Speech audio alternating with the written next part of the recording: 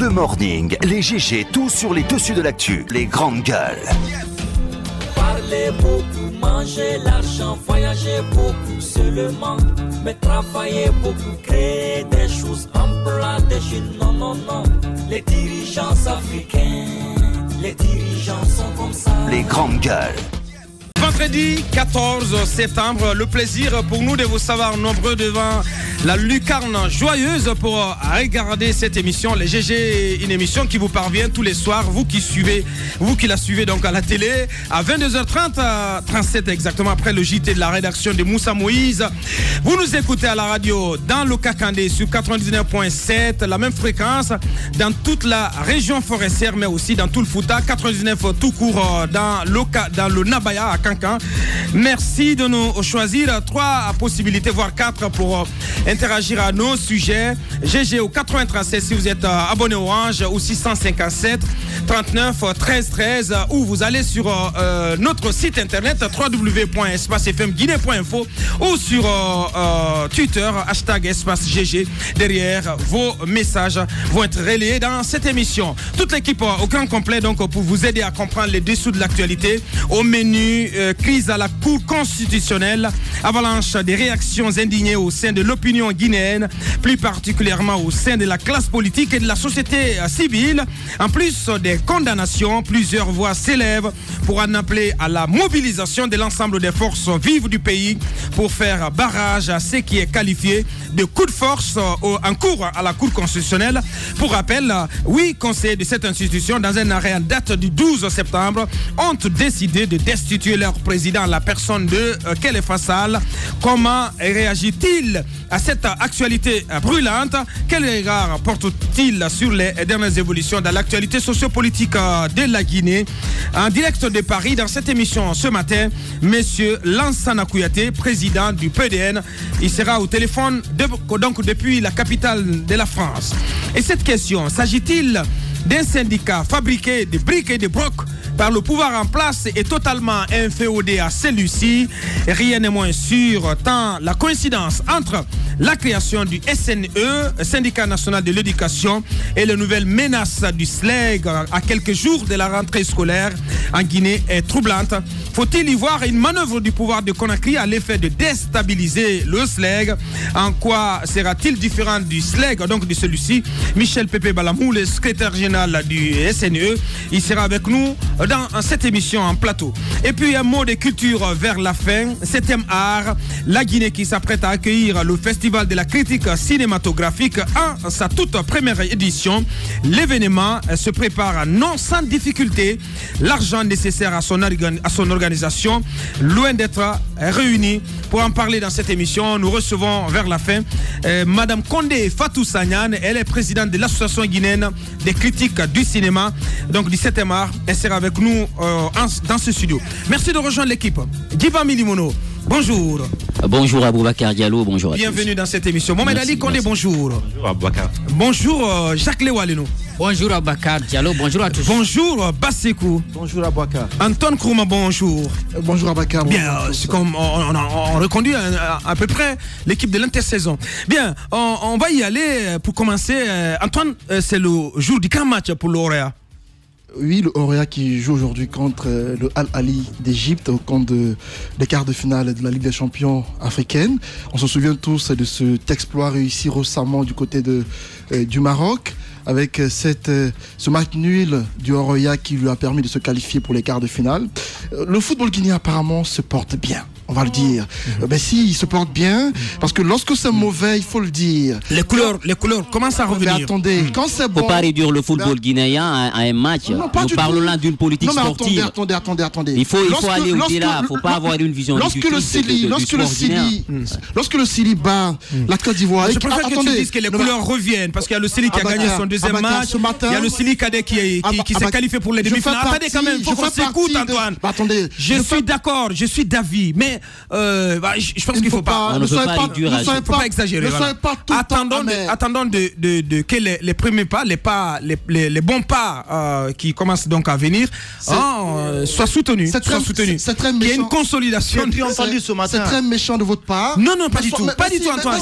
Non, je veux pas que tu tombes dans l'euphorie, s'il te plaît. Pas du tout. Ne soyons pas tout le temps amers. Lorsque c'est bon, disons que c'est bon. Pour ce cas-ci, c'est bon. Le Oroya, c'est personne ne dit le contraire. Attends, les quarts de finale, c'est une victoire, c'est un face. Non, on ne dit pas le contraire. C'est une première. Non, félicite le Oroya. Je le félicite. C'est un parcours et le jeu. Oui, franchement. J'ai dit que le football se porte apparemment bien. Mais accordez-moi le droit de le dire. Bien. Notre football se porte apparemment bien parce que nos équipes actuellement nous font du bien. Alors, le Oroya s'est qualifié pour les quarts de finale. C'est quand même une évidence. Je l'apprécie. Quand ce match, les résultats reviennent. Dans le passé, ce n'était pas le cas. Dans le passé, on a critiqué dans ce studio. J'ai bien dit, en ce moment, les résultats reviennent. Lorsqu'il y a un changement, c'est important de le dire. Notre Oroya nous a fait honneur en se qualifiant pour les quarts de finale. Pourquoi ne pas le dire? Le dire, c'est une façon pour nous de non seulement encourager notre Oroya, qui ce soir va affronter le Al-Ali. Ce qu'on peut dire, c'est d'inciter le peuple de Guinée à se mobiliser massivement pour supporter cette équipe, parce qu'elle en a besoin. On a besoin que le Al-Ali, qui est pratiquement... un club historique, mais qui a 8 titres à son actif. Un Champions League. Qui a, je crois, le plus grand titre à son actif par rapport à la Ligue des Champions. Donc c'est pratiquement un gros morceau que le Oroya affronte aujourd'hui. C'est important que les rouges et blancs de Matam bénéficient du soutien de tout le monde. C'est important qu'on les encourage. Ils ont notre soutien, on espère qu'à l'issue de ce match d'aujourd'hui, qu'ils remporteront la victoire. Ce qui est à faire, c'est de prendre déjà une avance sérieuse sur ce premier match, sur ce match aller, parce que le retour, c'est dans une semaine. Ça va être très compliqué au Caire. Aboubacar, peut-être que moi je vais vous décevoir.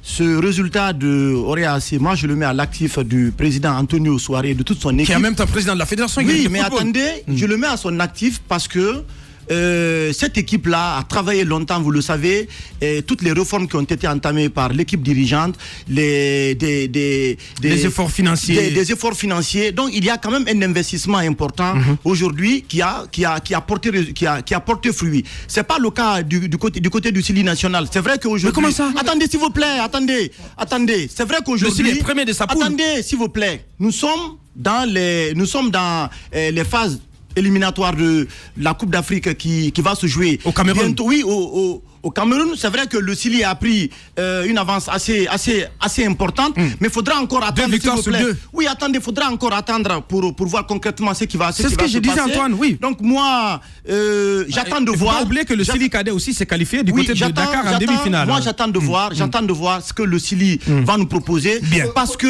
vous le savez très bien que... Il faut féliciter Bantamasso tout de même. Bantamasso, depuis son arrivée, on voit des changements tout de même à ce niveau-là. C'est votre point de vue. C'est votre point de vue. Antoine, c'est votre point de vue. Antoine, Tamasso fait des résultats. Il faut bien. C'est votre point de vue. C'est exceptionnel. Allez-y, Mohamed Ali, avant. Je voulais juste ajouter dessus que peut-être avec Oroya, on s'est réjoui, mais je comprends Antoine quand il dit que le football va bien, parce que quand on gagne sur le court, on se réjouit. Sinon, le football guinéen, quand même, tu ne peux pas me dire que ça va bien, ça ne va pas bien. Les qualifications du Sili national, par exemple, on a vu mieux. Qu'est-ce qui ne va pas alors? Qu'est-ce qui ne va pas? On a vu mieux. Moi, je dirais que le football guinéen va mieux lorsque le Sili national dépassera les quarts de finale. Nous, on a vu comment ils se sont qualifiés en 2015 ici. C'était un exploit. Je pense pas que le Sili national. Antoine, il ne faut pas tomber dans l'euphorie, s'il te plaît. Ah oui, Antoine, c'est son habitude. Il coupe la parole à tout le monde. Bien. Mais je veux juste dire que on ne peut pas faire, le Sili national ne peut pas faire exploit plus qu'en 2015. Les qualifications pour la CAN 2015, presque tous les matchs ont été joués à l'extérieur. Souvenez-vous qu'il y avait Ebola ici. Ils se sont qualifiés à la CAN, mais on a vu comment le Ghana nous a extirpé de la compétition. Aujourd'hui, si à peine le Sili national est arrivé à gagner au stade du 28 septembre, c'est salutaire. D'accord, le contenu ils ont proposé, on a tous apprécié. C'était du bon contenu. Oui, le contenu c'était bien. Et puis c'est une équipe en rodage avec les binationaux qui arrivent. Équipe. Et d'ailleurs, si j'écoute les experts du football avec Patrick Kumboma, vous avez écouté ce qu'il a dit par rapport à Oroya? Eh bien, Antoine, je t'informe, ils n'ont aucune chance. C'est son point de vue. C'est pas quand même Dieu. Il est maître. Attention. Non, Mohamed, là je suis pas d'accord avec toi. Patrice Mboma, c'est un être humain, c'est un connaisseur du football, mais il n'est pas Dieu, s'il te plaît. Il n'est pas Dieu. Je suis d'accord avec vous. C'est pas un Dieu du football. Mais vous savez, oui, je suis d'accord avec vous. Mais justement, il connaît le football. Mais écoute, je sais qu'il connaît le football. Juste que vous, moi. Mais non. Et nous. Non, mais attendez quand même. Ça veut dire que vous partagez. Notre rôle ce matin, c'est d'encourager cette équipe qui est en train de faire un parcours honorable. Non, mais s'il te plaît. Non, tu joues au Cassandre là. Franchement. Nous soutenons l'Oréal. La preuve, c'est que nous serons tous au stade. Peut-être dans cet après-midi. Mais je vous dis déjà. Merci, c'est ce qu'on attend de toi en tant que patriote. Je suis en train de dire à Antoine que lorsqu'il dit tout va bien, tout ne va pas bien. Bien. Merci. Allez-y, Jiba Milimono. Je pense qu'il ne faudrait pas tomber dans. Il faut relativiser. Il faut relativiser surtout. Et Patrick Goma, il est maître de son opinion. On est d'accord avec lui. Mais aujourd'hui, certes, il faut encourager le Orea, le Sili national. Mais une fois de plus, Antoine, il ne faut pas avoir une vision assez réductrice du football guinéen. Ça ne se limite pas là. Aujourd'hui, il faudrait qu'on soit dans le structurel. Où nous voulons aller avec le football guinéen. C'est là le vrai débat. Certes, aujourd'hui, avec les tensions, la pression, cette victoire du Sili national, ça a été une sorte de baume au cœur des Guinéens. Chacun est content. Mais il faudrait aller au-delà. Je suis d'accord qu'il faut encourager Antonio Soare. Il a mis beaucoup d'argent dans ce club-là. Mais une fois de plus, il faudrait mettre un accent particulier sur la politique sportive du pays. On n'a pas d'infrastructure. C'est cela, à mon avis, le vrai débat. On a aujourd'hui un problème de génération. Avec cette génération de foot... Non, Attends, s'il te plaît, il faut laisser aller au bout. Après 60 ans, un stade, mais il faut aller au-delà. Il faut aller au-delà. Je pense que si on regarde aujourd'hui le Sili national de Guinée, il y a un problème de génération. Cette génération de Pascal Fendouno, de Titi Camara, on a l'impression, plus on avance, plus aujourd'hui on a affaire à des joueurs qui ne sont pas aussi brillants que les autres. Mais Déco quand même. Déco, oui, il faut saluer, mais aujourd'hui c'est un esprit d'équipe. Ce qu'on a vu, certes, c'est bon avec cette génération. Avec ces binationaux. C'est une équipe en fabrication. En fabrication, mais une fois de plus, il faudrait aller au-delà. C'est l'occasion d'interpeller le président de la République, le pouvoir en place. C'est au président de trouver une solution. Lorsque le président... De mettre les moyens à la disposition de ce département et surtout de la fédération. Si dans un pays... La fédération n'a pas d'argent. Si dans un pays... Elle n'a pas de moins. Justement, si dans un pays on ne fait pas du sport une priorité, quelles que soient les bonnes intentions du président Antonio Soare ou des mécènes, on a vu ce qui s'est passé avec la Ligue guinéenne de football professionnel. On parle de l'organisation de la CAN de 2023, mais jusqu'ici, on n'a pas encore mis les grands pas dans les petits. Donc, une fois de plus, il faudrait qu'il y ait une volonté politique. Merci. Jacques, pour clore. Bon, j'ai juste envie de dire que, puisque le club Oroya, c'est bien pour Antonio Soare, qui est président de la Fédération guinéenne de football, je crois qu'il est en train de bien faire pour son club.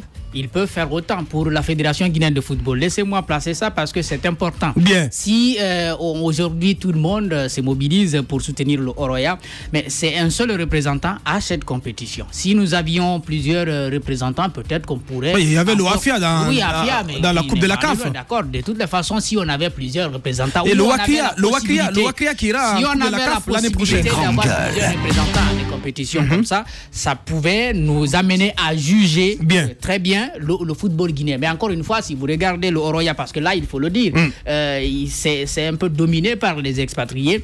Donc, ça veut dire que ce n'est même pas des personnes sur lesquelles on peut compter pour approvisionner, n'est-ce pas, l'équipe nationale. C'est très pertinent. C'est très pertinent ce qu'il dit. C'est pertinent. Nous sommes à 2 semaines, 17 jours de notre fête d'indépendance. Et ça aura lieu où ? Officiellement, c'est à Conakry. Le 60e anniversaire. Officiellement, de la bouche du président, c'est à Conakry. Il a annoncé à Cancan que Conakry allait abriter cette fête et ensuite on aura Kindia, Labé, Farana. Alors, Conakry, très bientôt, abrite la fête de l'indépendance, le 60e anniversaire, mais apparemment, le visage de la capitale ne le démontre pas. Il n'y a rien qui démontre qu'on se prépare à abriter une telle fête, parce qu'on célèbre tout de même notre 60e anniversaire. Qui pour moi est un fait qui doit être non seulement bien fêté, mais tous les Guinéens doivent le ressentir. Et à 2 semaines, on aurait dû assister, absolument rien sur le terrain. Mais qu'est-ce qui a été fait? Oui, mais au moins il y a eu des infrastructures dans les régions. Quelles infrastructures qui sont aujourd'hui complètement en état de dégradation très poussé. Du côté de Boké, ce qui s'est passé. Ça, c'est un autre débat. Mais au moins il y a eu des infrastructures qui ont. On a jeté l'argent par la fenêtre à Boubacar Diallo. Soyez d'accord avec moi que ce qui a été fait du côté de Boké, par exemple, aujourd'hui, toutes ces infrastructures là aujourd'hui sont en état de dégradation très poussé. Les entrepreneurs qui ont été recrutés pour faire le travail n'ont pas fait correctement leur travail. Et l'État, en réalité, n'a pas fait de suivi. Et aujourd'hui, c'est l'argent qu'on a jeté par la fenêtre. Je suis d'accord que les fêtes tournantes, là, il fallait les arrêter parce que, tout simplement, ça n'a pas été, à mon avis, des actions efficientes qui ont bénéficié pour le peuple guinéen. Ouais, c'est le petit Guinéen qui s'exprime. Allez-y. D'accord. Allez-y, Antoine. Après, on dit c'est Antoine qui coupe la parole aux autres. Alors, je continue en disant que cette fête d'indépendance, Alpha Condé l'a dit à Cancan, que les infrastructures qui ont été construites là-bas, les autres qui doivent abriter la fête vont en bénéficier. Conakry, pour moi, certes, on va dire que Conakry est comme un pays qui abrite une compétition où il y a déjà les infrastructures qu'il faut, mais j'ai dit non. Conakry, on aurait dû profiter de cela pour développer Conakry. On aurait dû assister à des chantiers dignes de nom par rapport à nos routes, par rapport à des infrastructures liées, par exemple, il y a un programme pour les routes. Mais il y a certains programmes. Une soixantaine de kilomètres ça aurait dû commencer réhabilités. Ça aurait dû commencer maintenant. Il y a une commission d'organisation qui a été mise en place. J'ai vu le ministre Bantamasso, également Bourema Condé qui faisait une réunion, je crois c'était avant-hier, mais on ne connaît pas le budget qui est dédié à cette fête-là. C'est maintenant qu'on doit connaître. Mais il faut qu'on connaisse le budget. Ça va se limiter au dépôt de la gerbe de fleurs, c'est cela? Et les gens vont s'habiller aux couleurs jaunes du RPG, comme si c'était la fête de ce parti politique. Je dis encore une fois, c'est une fête du rouge, jaune et vert. Ce n'est pas une fête des jaunes. C'est important le 2 octobre que tous les Guinéens le ressentent. Qu'on fasse en sorte que Conakry, mais qu'on assainisse Conakry tout de même, qu'on arbore les couleurs rouge, jaune, vert dans tout Conakry, qu'on assainisse Conakry. Est-ce que Mathurin est impliqué? Parce que quand même c'est sa ville qui accueille l'événement. Voyez les axes routiers, les ronds-points. Parce que je suis sûr, Antoine, je suis sûr d'une chose, si c'est confié à Mathurin, ça peut marcher. Mais le pauvre, on l'écarte parce qu'il obtient des résultats. Et on est jaloux de ce qu'il fait. On a vu avec la fin d'année, c'est un homme quand même qui ne manque pas d'initiative. C'est un homme qui aime la bonne chair. Confiez la chose à Mathurin et vous verrez. Vous ne pouvez pas faire ce que vous ne savez pas faire. Je pense qu'il faut le lui confier. Mais au-delà du caractère festif, parce qu'on part des commissions, normalement il y avait une commission communication qui devait être mise en place, la commission sur le plan sécuritaire, puisqu'il y a un mouvement, nous apprenons qu'il y a des ONG, des jeunes aussi qui ont pris l'initiative d'organiser des festivités au niveau du Palais du Peuple, et surtout ces festivités pourraient peut-être être décentralisées dans les 5 communes de la capitale. Mais au-delà de ça, il faut aussi mettre un accent particulier sur les manifestations culturelles. Mais une fois de plus, après 60 ans, à mon avis, c'est le moment de faire un peu le bilan, de se dire d'où nous venons, comment on en est arrivé là et où nous comptons partir dans les prochaines années. Parce que le 2 octobre, certes, ça va passer, mais après, quelles sont les leçons que nous allons tirer? Au jour d'aujourd'hui, nous avons des problèmes. Il y a les services sociaux de base, il y a l'état des routes, nous avons les hôpitaux, nous avons l'éducation, sans compter aujourd'hui cette jeunesse qui est complètement déboussolée et qui est sans aucune perspective d'avenir.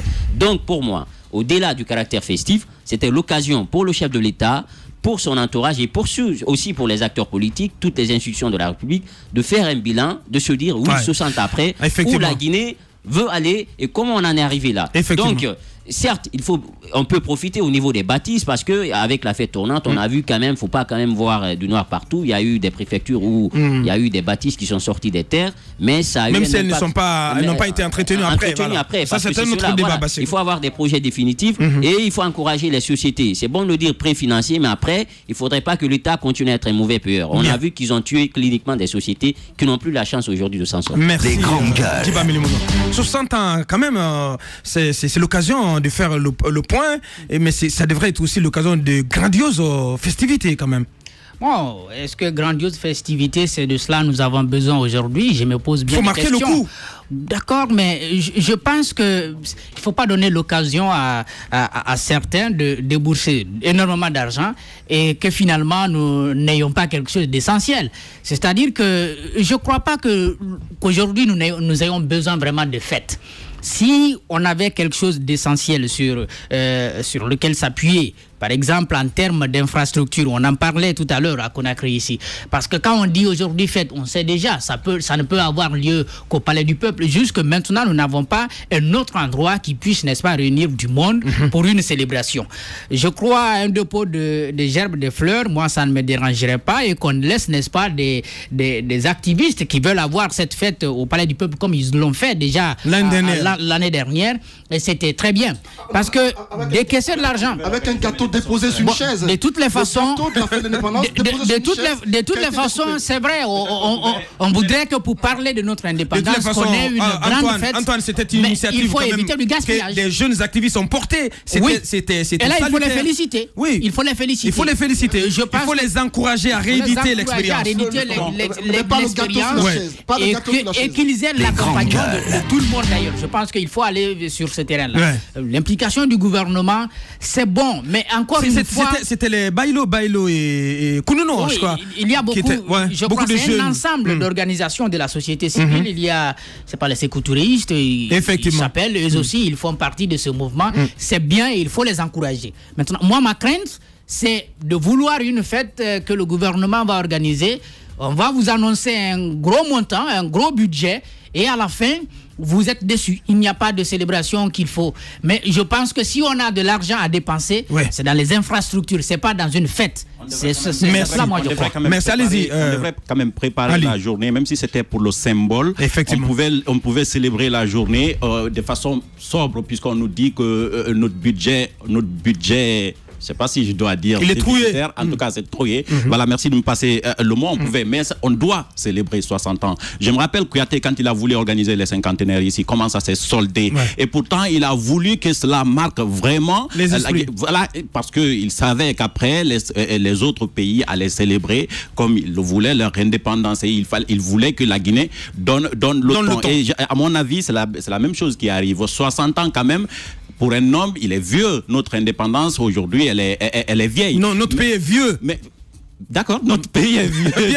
Mais ce que je remarque, c'est que moi, à un moment donné, j'ai l'impression que le 2 octobre, pour beaucoup de Guinéens, n'a plus de sens. Depuis que le professeur Alpha Condé, permettez-moi de le dire, est au pouvoir, parce que remarquez que chaque 2 octobre est célébré différemment. Au lieu que les Guinéens ne se sentent, que tous les Guinéens ne se sentent Guinéens, certains donnent l'impression que ce sont les RPGistes qui se rencontrent dans une préfecture pour aller célébrer Alpha Condé. Depuis quelques années, c'est ce qui se passe. C'est pourquoi, à un moment donné, on a l'impression que ça n'a plus de sens. Sinon, on ne peut pas comprendre que même si ça doit avoir lieu à Conakry ici, que rien ne soit préparé depuis que ça a commencé. Aujourd'hui, on ne voit absolument rien du tout. Rien de concret sur le terrain. Et pourtant, en Poulard, on dit plus souvent que ma fait ma wele ko fatay tung ura. Bien, merci. Bassekou pour clore. Est-ce qu'il y a Boubacar Diallo, est-ce que les Guinéens ont vraiment besoin de fêter le 2 octobre avec fanfare? Je ne crois pas.